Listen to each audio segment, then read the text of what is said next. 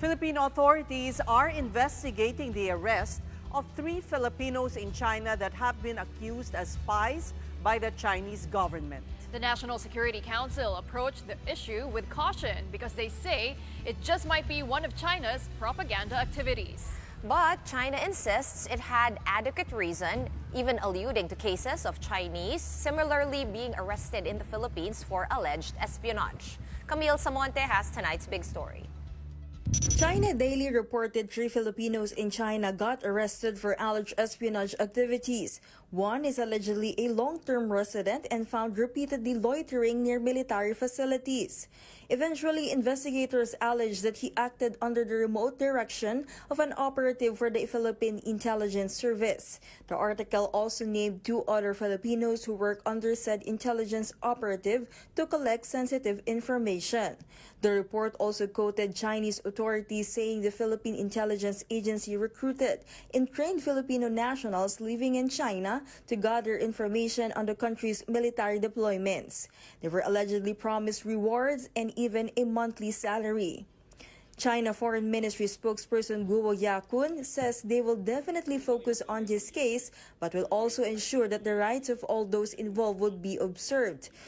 Go even alluded to the so-called concocted Chinese spy cases in the Philippines that created stigma and politicization and urged Philippine authorities to stop the shadow chasing and false accusations.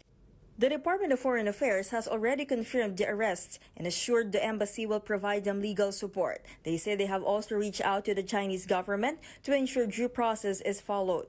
Protecting the rights and the interests of the said Filipinos remains the prime priority for the Philippine government. The Philippine Consulate General in Guangzhou is providing all necessary assistance, including appropriate legal support for the said Filipinos.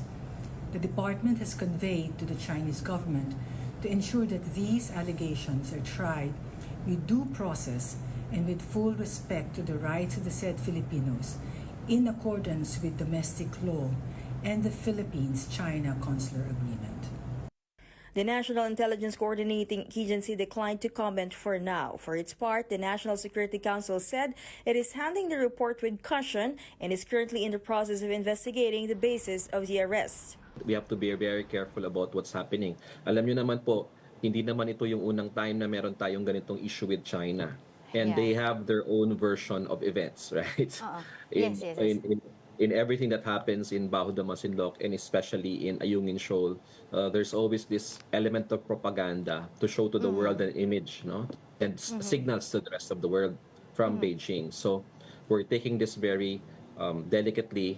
Recall that prior to this, successive arrests have been made on Chinese nationals said to be caught doing espionage activities in the Philippines.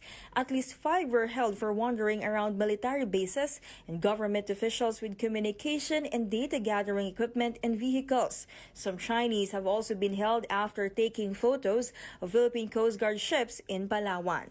For News 5, Camille Samonte, we are One News.